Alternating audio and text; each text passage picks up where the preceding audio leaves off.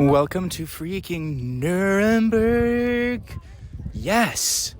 Wonder of wonder, miracle of miracles. I have found the Albrecht Durer house here in Nuremberg. You guys come through. Come on by. Sorry, I'm filming myself. I'm an idiot. Don't worry about me. Why does this place matter? Why does he matter? Albrecht Durer is perhaps the most famous artist of the Northern Renaissance in the 1500s, right? You've heard of the Renaissance. It happens in Italy. It starts in Florence. But then it works its way north, kind of through the printing press. Ideas of humanism move their way north through the Alps, and they land here in southern Germany at the Albrecht Durer house. And what he's known for, Albrecht, is portraiture. He's the first guy to actually do a self-portrait. Why is that so significant? Because before Albrecht, all of art was usually biblical scenes or kings, gods, right? But never actual human beings. And this is what the idea of humanism did, is that it brought humans into the focus as opposed to the ethereal, the divine. And so Durer really encapsulates that with his ultimate, I'll put it right here, his self-portrait, where he almost makes himself look like a Jesus-like figure, once again reinforcing the importance of the human being over the divine. Guys, as you know, none of this content would be possible for us YouTube creators without the help of our sponsors, right? Which is why I'm here in Florence, Italy. Huge shout out to the Medicis here for sponsoring this video. I mean, these guys are just absolute patrons. Like, without them, none of this would be possible. I'd still be at my desk job back in the city. So big ups to Cosimo de' Medici here for inventing his dope little bank and for allowing me to do my thing. We are in, you might even call it the capital of the Bavarian region here. Look at this absolutely gorgeous city. It'd be wrong to call it the home of the Holy Roman Emperor because the Holy Roman Emperor doesn't really have a home. There is no capital of the Holy Roman Empire. Despite it not being the capital of Germany, Nuremberg retains a very important role in sort of the German national mindset. Hitler clung to that, and he recognized that he could sort of use that as a means of justifying the Third Reich. And the way he used it to his advantage, of course, was to hold massive rallies here. This was propaganda central for Adolf Hitler.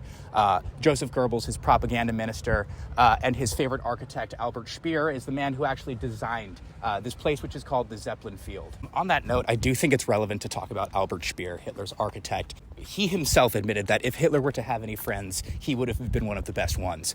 And yet, nonetheless, he dies well into the Cold War.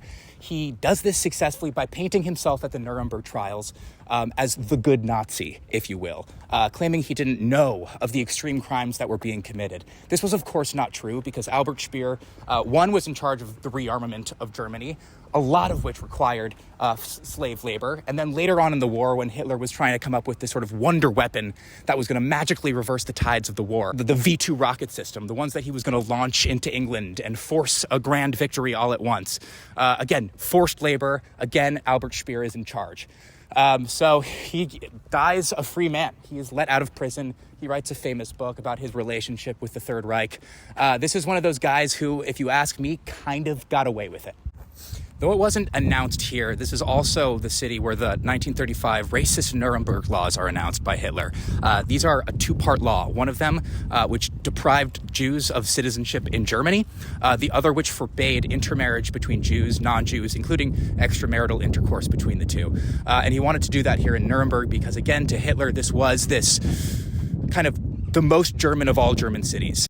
We're here at the Nuremberg Trial Center. This was where, in 1946, the surviving members of the top Nazi brass were put on trial. The most highest-ranking member here was Hermann Göring, who was the head of the Luftwaffe Air Force. Other notable people here was Albert Speer, who we talked about earlier, the architect. He was not sentenced to death. Those who were sentenced to death, Wilhelm Keitel, the head of the Wehrmacht, so the army. Ernst Kaltenbrunner, who replaced Reinhard Heydrich as the head of the Reich Security Main Office. Hans Frank, the head of the general government in Poland, and Joachim von Ribbentrop, who was their foreign minister. Something that stood out to me here was how kind of insulting it was to some of these guys who consider themselves very important people and did not necessarily think they thought that sitting in a courtroom was below them, especially Hermann Göring, who thought he would receive special treatment. When he realized he wouldn't, he killed himself. All right, so Air Glass here with a little bit of a guest lecture for you, just to break up the Shapiro monotony. There were actually 12 subsequent trials that were held in front of a U.S. military tribunal. The very first of those trials was called the Doctors' Trial, in which 20 physicians and 3 members of the SS were put on trial for their participation in Nazi human experiments. They exposed them to pressure chambers. They did hypothermia experiments. The courts laid out 10 points that they thought were important. The most important points of the Nuremberg Code, the importance of informed consent, and then also the idea of beneficence, and make sure that the benefits are being maximized, the risks are being minimized for the participants. Hey everyone, thank you so much for watching this first episode of Highlights of German History. We are just getting started. I'm going to be taking you to Potsdam, where we'll visit Frederick the Great's vacation home, as well as the palace where the Allies held their last conference of World War II. After that, it's off to Dresden, a city rebuilt from the ashes of incendiary bombs. We'll then explore a unique contrast between the Dachau concentration camp and its ironically beautiful Bavarian surroundings. And of course, I'll be spending some time in Berlin, a city that needs no introduction. Like and subscribe, folks. More history is coming your way.